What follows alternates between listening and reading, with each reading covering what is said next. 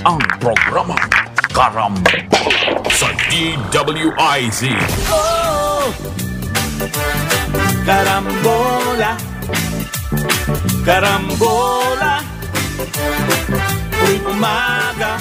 Balik tayo, Karambola, sa Aliw Channel 23 at DWIZ 882. Kasama natin Jonathan De La Cruz, Joel Laksamana, ako si Conrad. Good morning. Good morning. May nag-text lang dito, bakit daw hindi pa ipalabas ng video o photo ni kagalang-galang Energy Secretary Rafael Rutilla yung mga planta? Yun na nga, Para ganahan daw. Oo, yan.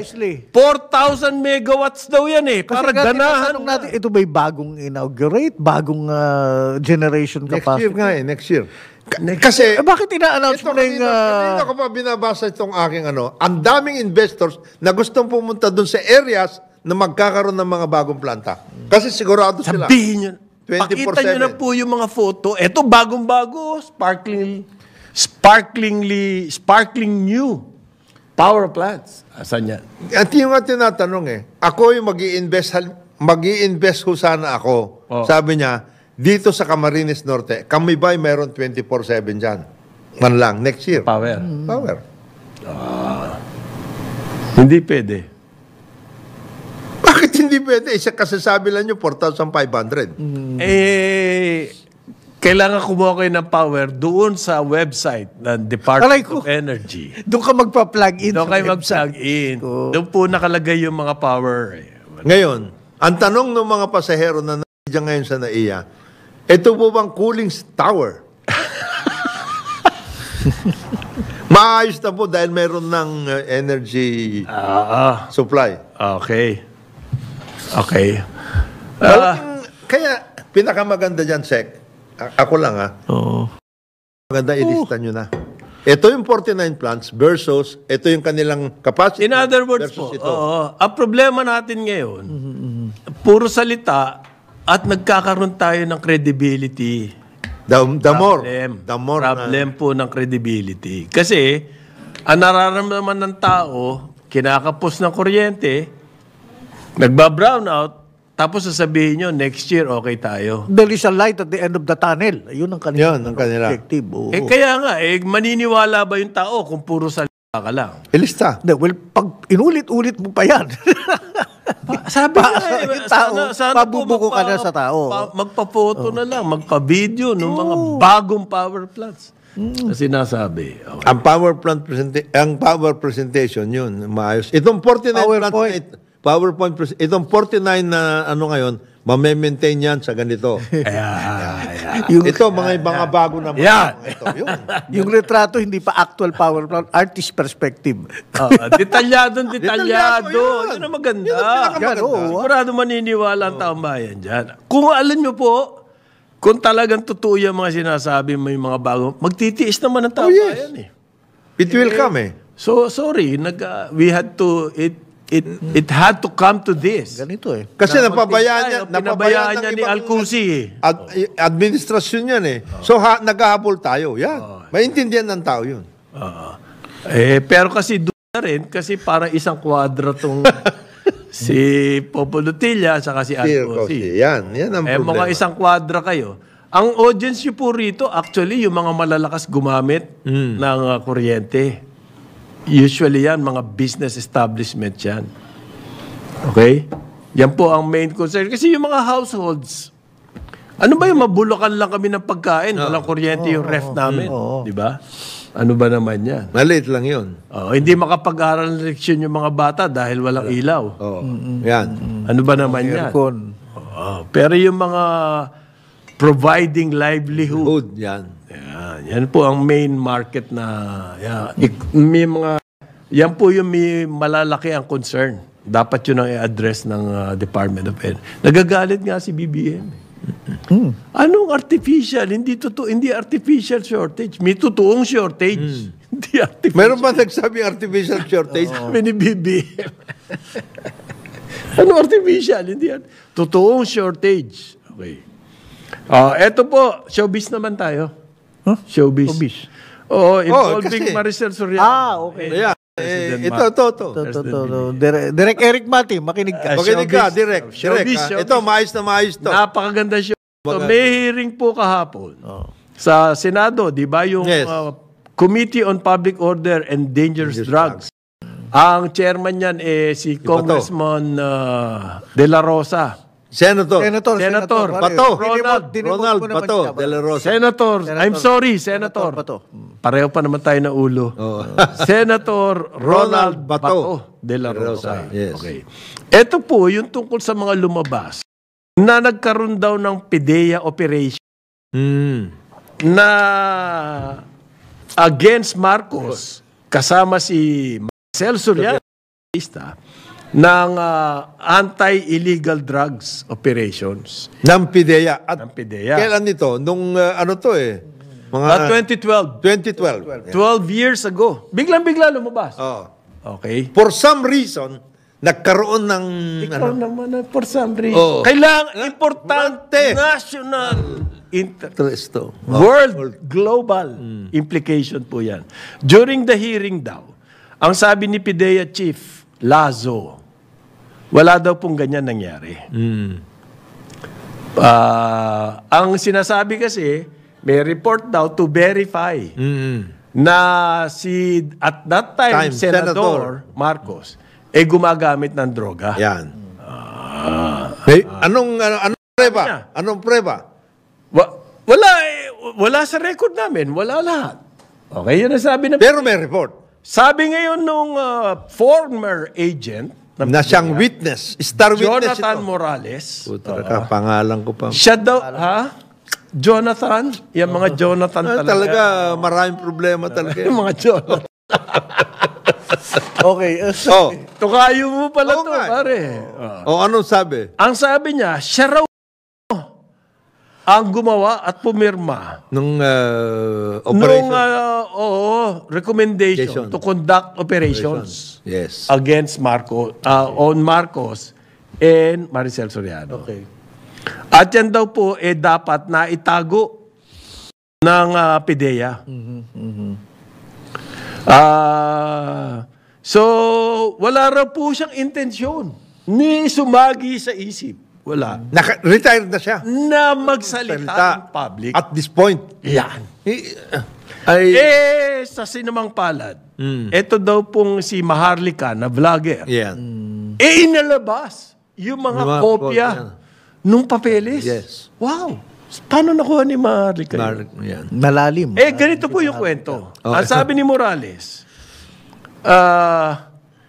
meron daw confidential agent. Unnamed. Basta confidential agent. Ng PIDEA. Hindi niya sinabi. Hindi niya sinabi. Basta Basta confidential confidential agent. Sinabi. Lumapit sa kanya noong 2012 12. at may ipinakitang litrato, Litrato, photo, na si Marcos at itong si Maricel Soriano Ay, tumitira ng yan, droga. yan. Engage in illegal drug drug activities. activity. Yun Yan. lang po sabi. Hindi natin sinabi kung tumitira. Oo. Paano sila engage? Engage, Nagbebenta ba? Wala. Nagsiship ba? Walang ganon. Basta. Basta. Generic. Engage. Malabo. In other words. Yan daw po mga photo. Ito yung ano ko dyan. Kung ikaw, pare, gagamit ka ng droga, magsiselfie ka ba? Uy, nagda-drugs kami. Baka high na sila. Sino kumuha ng photo, pare? Muna. Sino kumuha? Meron maggago na magpapakuha Na ginagawa niya yon. unless na illegally obtained. Oo. Merong tawag dito paparazzi. Oo. Confidential agent nga eh. Confidential. Ayun. Unnamed. Kaya nga confidential agent. Ayun. Tapos ginawa niya raw, kinuhanan niya na statement. Yung confidential agent na yan. Who is still unnamed. Sige. Tapos gumawa siya ng report. Ba? Para magkaroon ng operation. Yan. Huhulihin na nila. Ayan. Yan. Ang minalas din. Oo. Yung Deputy Director General ng PIDEA, tinabla po yung kanyang recommendation. Yan. Ang pangalan noon ay si Carlos Gadapan. Sinamampalad na naman. Patay na si Gadapan. So, so wala. Wala talaga siyang So, witness corroborating with let me make very, very clear. Ayan. Yan. Merong photo. Iyan. Paano nang produce yung photo? Di niya alam. Basta gumawa siya ng report based on the photo. Yung photo na yon ibinigay sa kanya ng confidential agent. Ah. Itong photo ngayon nawawala pakalanan. o nakita or somewhere. Walang silent on that. Basta may nakita siya photo at gumawa siya ng report. Binigay ng confidential agent, gumawa siya ng report para magkaroon ng operations. Tinabla siya nitong deputy director. Deputy na sa palad ay wala na. At dahil tumakbo daw, ng buhay na. ang sabi daw sa kanya ni Gadapan, ayan ang utos ni, at that time, 2012, Executive Secretary Paquito Ochoa. Ayun. Ayun. Dami ha. Yun daw ang sabi niya. Ni Gadapan. Ang problema, namatay na si Gadapan. So, you cannot collaborate these things. So, nung in-expose daw nung Maharlika, yung mga dokumento, apparently yun yung document niya eh. Hindi niya sinabi. Sumulat na agad siya kay Lasso at sinabi niya, mag-conduct ng investigation ng PDEA. Siya, itong si Morales. Okay. Okay. Okay. Yan po ang buod ng salaysay. Testimony ni Morales doon. So, siya lang po mag-isa. Ang nagkukwento nito. Titillating as ba't ng Siya lang waiting mag-isa. naman. Walang mga collaboration. Walang corroboration. Yun ang problema. May mga lawyers sa social media, actually. Meron silang mga 2 cents words. Ano bang klaseng testimonya? Malaman lang. Maraming lawyers po, ganyan ang sinasabi. Hindi. Parang yung testimonya against Duterte, nung inutusan niya raw, patayin niyo lahat yan. Ano lang yun? Sino yun? Bato-bato. Bato lang pala. Nag-iisa. Bato-bato. Nag-iisa. Yun po yung naman. Yung showbiz ni Trillanes. At that time. As mayor of Davao City, yan, inutusan ito si Matubago. Ayan, parang ganun. Oo. Hindi. Meron niyang nangyayari dyan. Ang papatawag ngayon ng committee, Jojo Ochoa. Ayan. Patay. Pinaano mo daw? Inutos mo ba? Inutos mo pala, executive Ikaw secretary. Executive secretary ka. Pucha. Your word against mine yun. Hindi. Sasabihin ni Jojo, ha? Nagutos ako? Sino? Sa PDEA pa? Sa PDEA? At Deputy Director Director General ang inutusan ko? Hindi, patay na patay ako doon sa photo eh. Oo. You're engaged. Talagang patay na patay ka ba? Illegal activity. Nagpakuha ka ng picture. Napakaganda, di ba? Ang galing na istorya. May photo eh. Oy! Ha? Selfie kami Selfie dyan. tayo. Magamit tayo. Mamawag tayo eh. Na illegal. Anong droga yung ginagamit nila? Oo. Marijuana? Ano ba yan? Pills? Pills, what? So, paano mo makikita sa photo na illegal yung drogang kinukuha? Kung totoong meron ganon. Kung totoo may photo. Meron daw pinakita kasi na dito eh. Yung, cocaine? yung barong. Tumitirang ganon? Meron daw. Alam mo, yung cocaine, malay mo, talcum powder yun. Hindi, meron daw puti dito kasi. At sa yung photo, hindi naman maliwanag kung si BBM yun or whoever eh.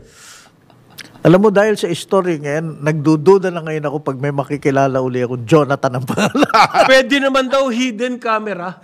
Wow! In 2012? Wala pa nun yan.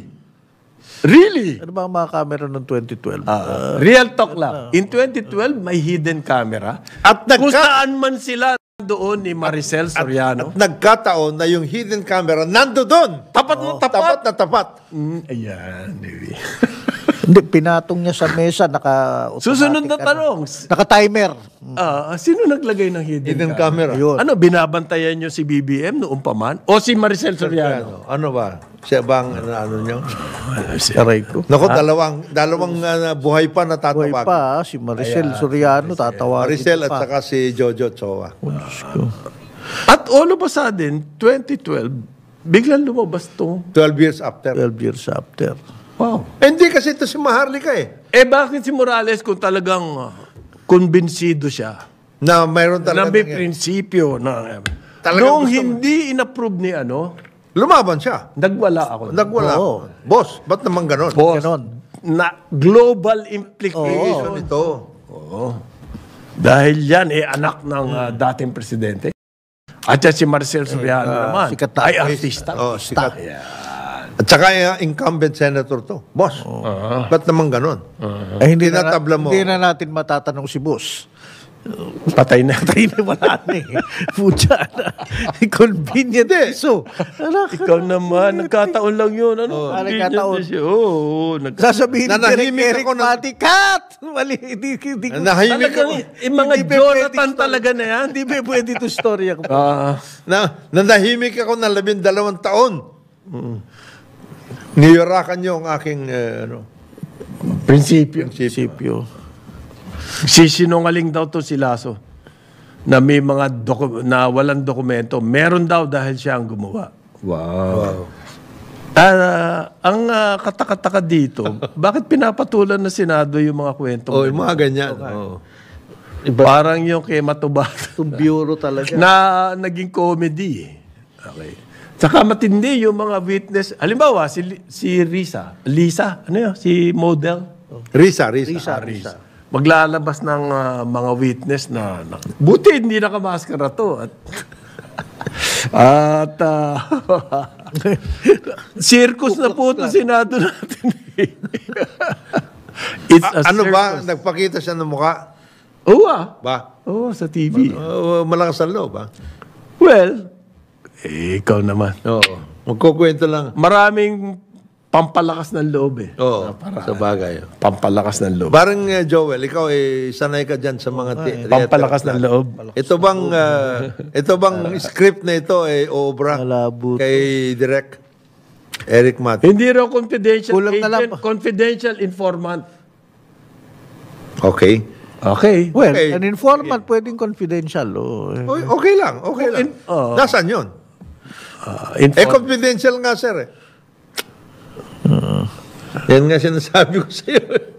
Lahat yan confidential. Lahat confidential Nagkataon lang. Hindi, kinwento ba niya sa'yo paano niya nakuha yung retrato? Oo. Yung photos. Meron nga ho akong report. And then, based on a photo, magre-recommend ka ng operation. Yes. Di ba? Sa ibang agency yan, ha? Ano to?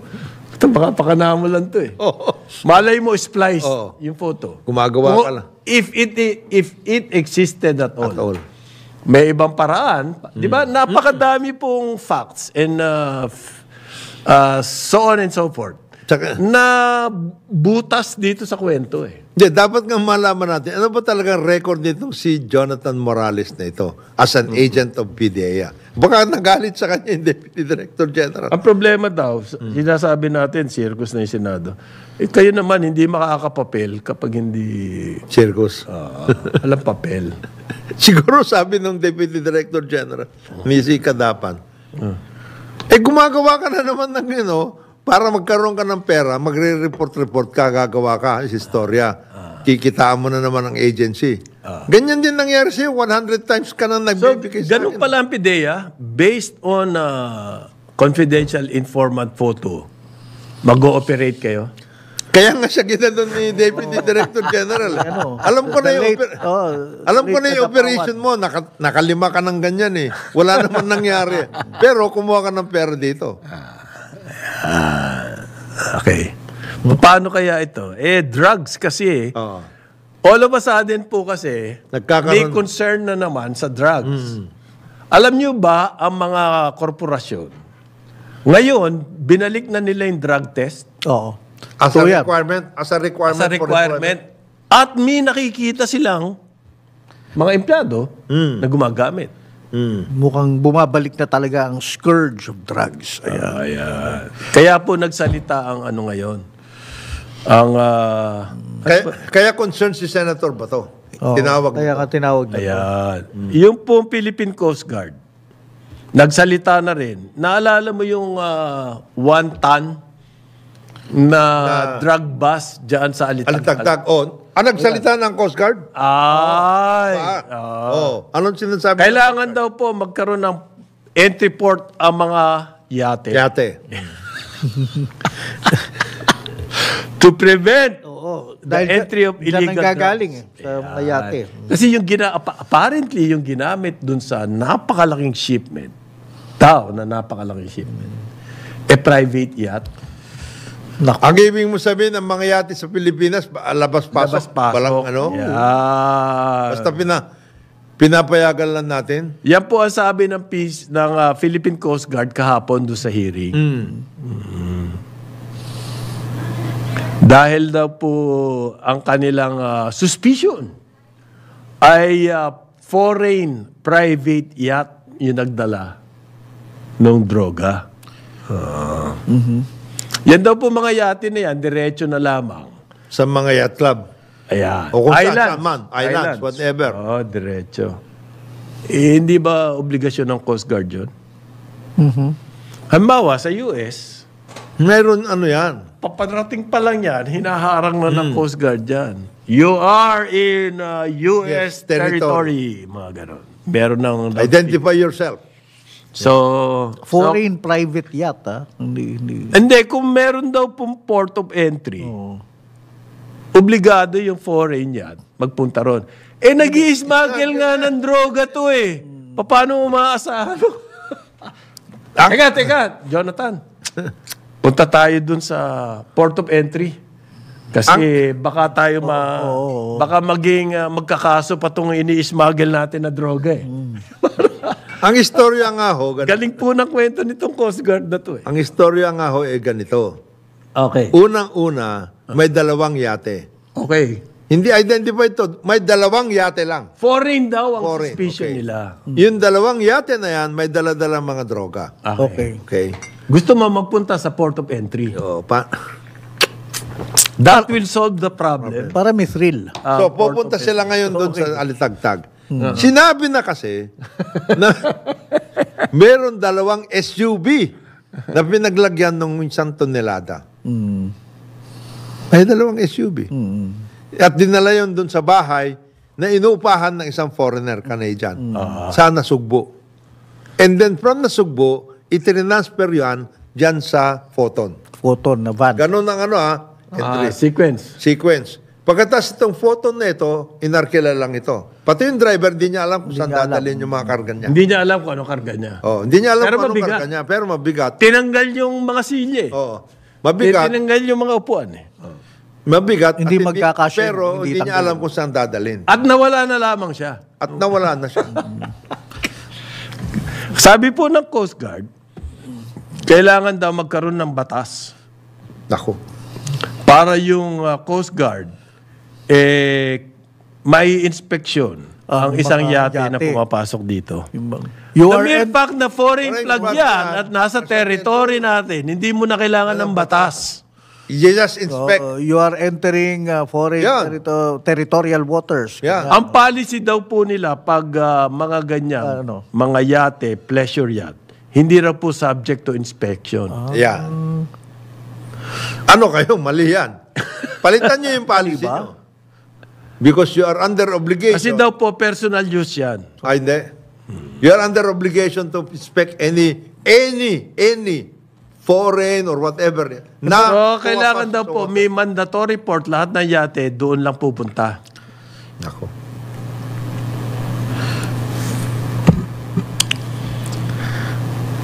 Talaga.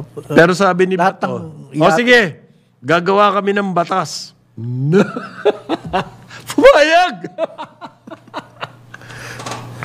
Bilib na bilib ako dito. Talagang ano to pare, parang showbiz na showbiz ang dating nito. Sige, gagawa kami ng batas. Tama ka. Kung nag-i-smuggle nga ng droga. Foreign yacht ako. Ba't ko kapag papaalam sa inyo? Doon ka tayo pupunta sa port of Pupunta sa entry. Oo. Hindi, parang nga may thrill eh. May high-speed chase sila. ganyan. Pare, huwag tayong pumunta dyan sa Alitagtag. Hindi yan, hindi rin recognize na Port of entry. Hindi, oo. Doon tayo sa port of entry. Doon tayo sa Kasi Batangas. may dala tayong illegal drugs eh. Di ba? Imbis na iwasan. Kumbaga, pahuli tayo. Higa. 9:32 ng umaga, Karambola sa Aliw, Channel 23 at DWIZ 882. Karambola sa DWIZ. Tayo, Karambola sa Aliw, Channel 23 at DWIZ 882. Kasama natin, Jonathan De La Cruz. Nakaitim. Yes! Si Joel Laksamana, nakamasikip na Amerikana. Skip na Amerikana. Yan. Ako si Conrad Baka Dala. makakuha tayo ng PESA accreditation. Kaya, pag Gusto kong, ay, hindi. Wag ko nalang batiin itong Sino? matalik kong Sino yan? kaibigan. Si Ramon Lee. Oy! Wag ko nalang batiin. Don Ramon. Ramon Lee. Yan yung nag-organize ng mga maraming textile Textile mills. companies, yes. ITM. Yung mga ganon, pare. Retired na ngayon yan. tingnan mo. Alam ba yan, kaibigan ko yan? Kuya kong tawagin yan. Nagsimula yan, yung nanay niya kasi nagtitinda ng tela sa Divisoria. Doon siya nang, Tapos nag-aaral siya sa UP ng engineering. Pagkagaling niya sa UP, so, kasama siya layo doon. nun Diliman. Pero at that time, wala pang traffic eh. Tsaka, In less than an hour, nasa Divisoria ka na. tsaka dedicated ang mga bus lines doon, JD or... Diretso Alam mo na. Divisoria. Siya magbabantay ng tindahan. Kaya na master niya. Yung textile. Ang tingin pa lang daw ng tela. Alam na niya. Ganon. So, wag ko nang batiin na happy birthday. Wag na natin pati si Don Ramon. Baka magpadala pa ng pansit eh. Hindi, tsaka matindi magpa-steak to. Ganun ba? Oo, yan pinagmamalaki niya. Steak. Bel Air, dali naman sa bahay. Ano ba?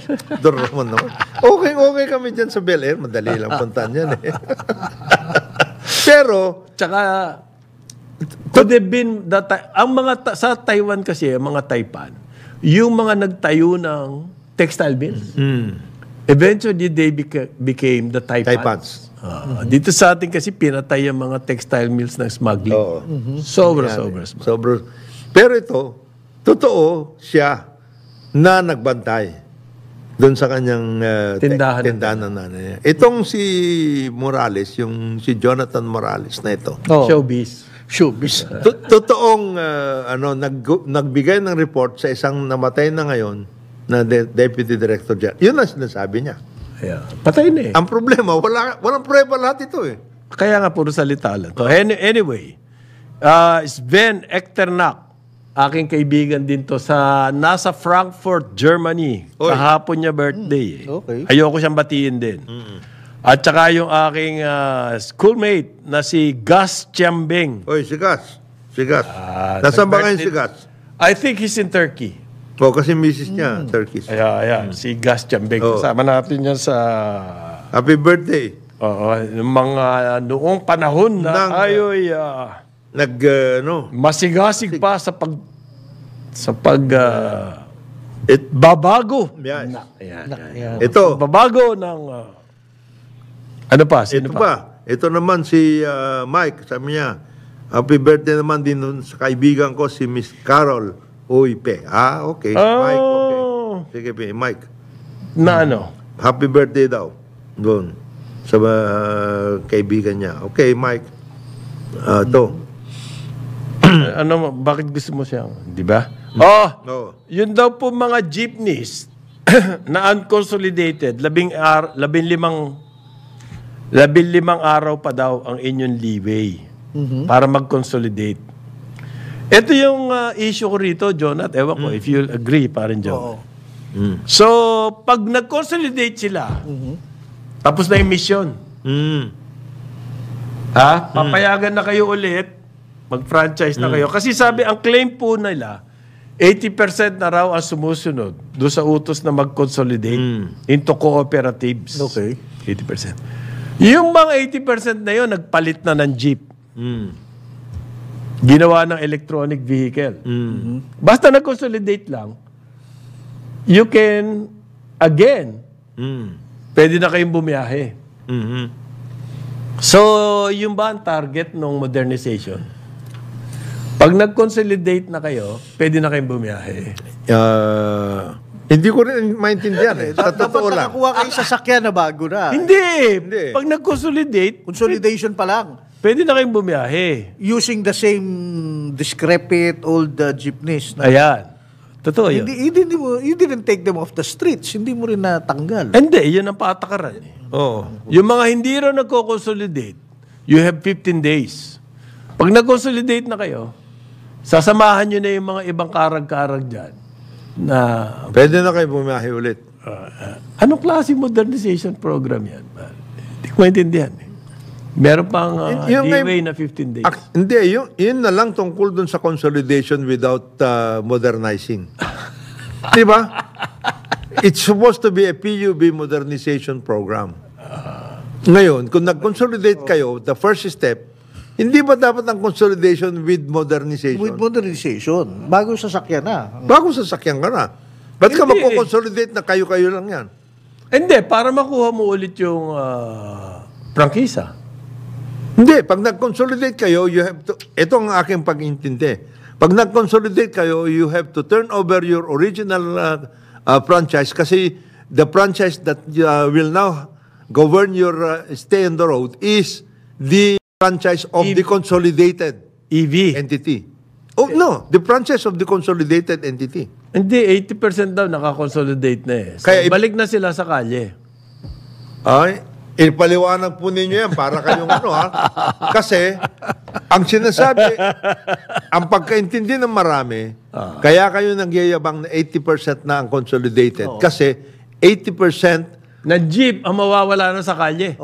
ng yung gas fired mawawala na kasi EV na, number one. Number two, yung mga prangkisa ng mga gasoline ng mga jeep na yan, kung meron man sila isa, dalawa, may prangkisa yan, wala na lahat yon kasi isang prangkisa na lang sila. Nalinis mo na yung Isang prangkisa na lang sila doon sa consolidated entity.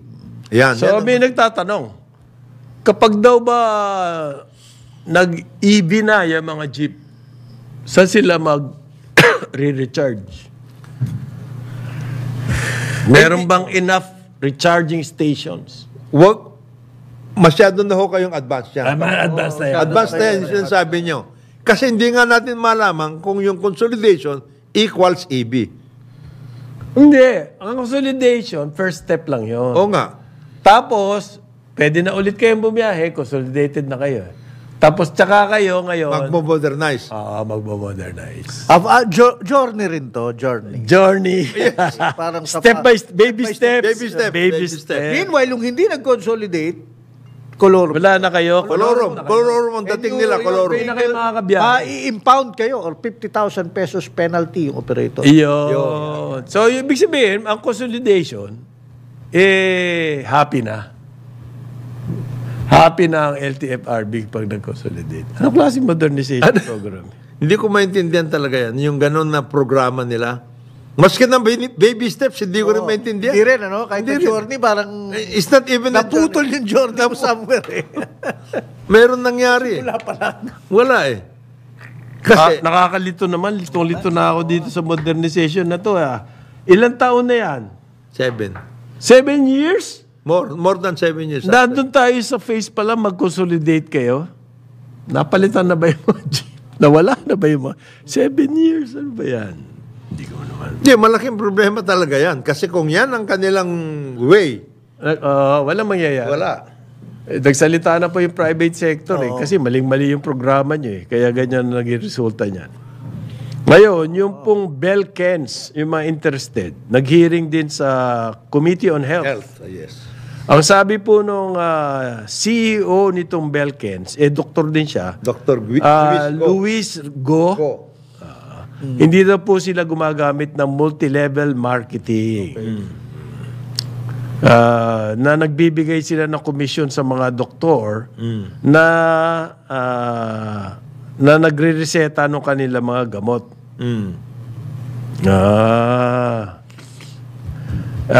Kaya daw po ang Belkens, pinabababa nila yung kanilang the cost of the medicines. So, significant savings daw. Ano ba yung mga kanilang gamot? Oo. For hypertension, Yan. for diabetes, and for heart diseases. Coronary. Yes. Iba decision, heart decision. So, ang ginagastos lang po, 128 pesos, 15 centavos every day. So, ang mga natitipid daw po, umaabot sa 400 pesos. Napakalaking To tipid daw yan. 4,600 monthly. Oh. Oo. May pinakita po sa kanilang cheque. Binayad ng Belkens sa isang doktor. Ako, may ebidensya to. May Okay. smoking gun eh. No, check it. Hindi ito Kung baga kay Morales, hindi yung patay na yung nagsabi. Eto, may cheque. Oo. Ano At ang sabi? nag-issue ng cheque, ang Belkens. Ano sabi? Payable to a doctor. Ano sabi ni Dr. Go? Hindi raw po commission yun. Yan. Discount daw po yun. For the, Ah, bilis na pagbayad, prompt payment. yan. Hindi ba yung discount? Bago pa lang magbayad, tinatanggal mo na. Mali ang palusot mo, Dr. Go. Ang discount po, kung ako magbabayad, prompt ako eh. Sa umpisa pa lang. Ito na lang ang babayaran ko. Oo. Hindi po binabalik. Para ba senior citizen discount? Ginumpit na. Ayan. Ayan. Hindi po pagkatapos ng transaksyon. Tsaka, mag-i-issue kayo ng cheque, babalik nyo sa akin. Ganyan ang discount. Ang tawag, di ba, well, wait a minute. May Hindi raw commission yun, rebate, discount. ang tawag doon, hindi. Hindi naman. Well, mali yung Kasi system. Mali yung system. pasalimuot pa, meron ka pang cheque, di ba? Discount na. Oo. Bakit doktor ang nagbabayad ng medicine sa inyo? Ganito yung pinalalabas niya eh. Nagkaroon sila, ang Belkens nagkaroon ng transaksyon sa doktor na to. Yung doktor na yun, nagbayad sa Belkens. Yung Belkens ngayon, binigyan ng cheque yung doktor para sa discount. So, ibig sabihin, yung Belkens, ang kliyente nila, doktor mismo, doon sila nagbebenta. Oo. Hindi yung mga gumagamit ng gamot. Doon sa doktor. Doon sa doktor. Yung doktor na yun ngayon na nagbibigay ng doon sa Kasi daw, yung doktor na yon may mga butika. Pero personal, yung pag-issue nila ng mga check. ng cheque doon sa doktor at hindi doon sa butika. Maganda kwento, no? Showbiz din, no?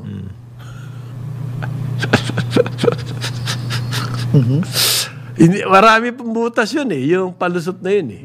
Okay? Discount, yung cheque. Kasi smoking gun yun, pare. How do you disprove that? Meron ng cheque na issue sa isang doktor. May Well, depende. doktor ko, you should have said. You should have said. May utang ho sa akin yan, doktor na yan.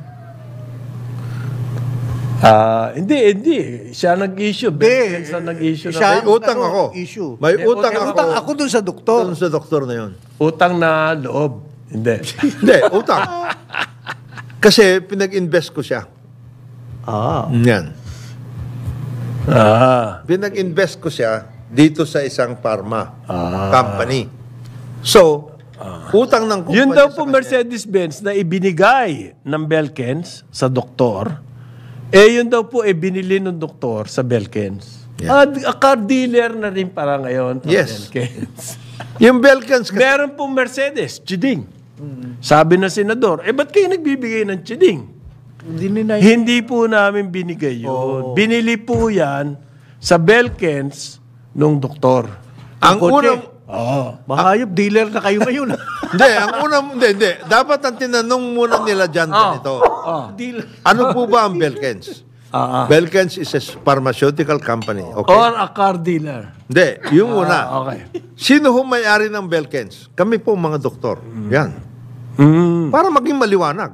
Ang may-ari ng pharmaceutical company nito, Belkens, are doctors. Okay? Or may share sila. Or may share sila. Diyan sa Yan ang dapat ng paliwanag ni Dr. Go. But that in itself presents an ethical conundrum, di ba? It can be an ethical Hindi problem. po. nagkakamali kayo dyan, Mr. Laksamana. Ay, naku. Sabi po ni Dr. Mali Go, tayo. yan daw po mga allegations. Unfounded. Misinformed. Yan daw po, it hurts the credibility and integrity of the medical profession. Hindi po yung integrity lang ng Belkins ang tinatawaan dito. Kapag nga dahil sa expose nga na yan, napapangalagaan nga yung integridad ng medical profession Hindi, the issue... It's just a small group of the medical profession na gumagawa niyan. Kayong mga nasa Belkins, allegedly. Allegedly. Kaya dapat ang ano dyan, ganito. Is it proper? Is it ethical for doctors to have their own pharmaceutical companies? And they are going to deliver or distribute or sell pharmaceutical. Oh, wait a minute. Sorry isn't this analogous na merong mga doktor may share sa ospital? May-ari sila ng ospital. So they refer patients to Yes. this hospital. So may ethical din yun. Kaya ngayon nga yung issue Is that ethical, unethical, what? Hindi ko alam. Yun ang dapat na issue. Ito, tinanong sila ni Senator Jinggoy Estrada, bakit kayo nagpapabiyahe ng mga doktor? Hindi ba perks yan? Wait, Wait. that is normal yan sa industry, Kaya nga yun ang akin question No, ito yan. Education. Ayan. Hindi, Ang sabi ni Dr. Go, we give them continuing medical education abroad. Yeah. And sometimes we provide them clinical equipment. Uy. Yan yung mga... Kaya tinatanong ni Jinggoy Estrada yung perks. Yung nebulous yung... Dr. Go, you should have said from the very start, Sir, Mr. Chairman, itong Belkins is a cooperative of doctors. Okay. Number one. We are trying to lower the cost of medical care maganda. for our patients. How are we doing that? We are getting pharmaceuticals, medicines, etc. at such prices that can compete properly with the big pharma. Number two, these medicines have been accredited by FDA. Meron silang certificate of product registration, and we are confident na ito makakagamot. May efficacy nito matindi. Matindi. Yan. Ngayon, Kinakagamot to. why are you giving checks to... member ho sila ng cooperative namin ngayon, bakit mo binigyan ng... Dividendo. Oh, yes. Gano'n, no? Oh, yeah. Yung Mercedes-Benz, ganoon din po. Ito, malaki ang kanyang share dito Hindi, sa... pero pare, dininay ni Dr. Go na nagbibigay sila ng kotse. Hindi daw totoo. Hindi raw totoo yan. So, sabi ni Jinggoy, mo ba sabihin ko yung pangalan ng mga doktor sa Bulacan na binigyan nyo ng Maserati? Wow! Iyang sa mga cardiology sa Baguio City na binigyan nyo ng BMW. Wow! At saka ng Audi. Wow! Sarap. Opo. That adds to the... Hindi ang mahal na nung gamot. That adds to the price. Opo. Kung sakaling totoo yan, hindi ko alam. Dapat yun. Ang problema, ganito, Impact yan sa marami na pong expose na ginawa niyan sa US. Okay. Lahat yan. Ang mga problema ng mga ganitong Doktor. pharma, Yes. nagbibigay ng mga ganyang klaseng mga tinatawag nilang pabuya, mga doktor. And it is a Kung In the agency. baka resetahan ng doktor yung mga pasyente na hindi naman kailangan yung gamot. Teka muna, the patient, yung mga pasyente may freedom kayo to choose naman kung ano yung gamot nyo, di ba? Anong malay mo? Sa bagay, hindi ka naman... Sinabi ng doktor mo, pare. Hindi ka gagaling kapag hindi itong... Pupunta ako sa ibang doktor. There are 20,000 doctors in the country. Kasi po yung incentive kapag mas marami ka niresetang ganyan, mas malaki ang ibibigay sa'yo ng pharma. Maraming kaso ng ganyan sa US. At the pharma companies, they just nagsettle po. No, hindi na sila... Lumaban sa korte. Hindi na lumaban. But that is the kalakaran. Dito? In the industry. Industry-wide. So, hindi lang si Bell. So, hindi lang si Bell. Maski Big Pharma. Baka malay mo, Mas. makakalaban ng nag-engineer niya na.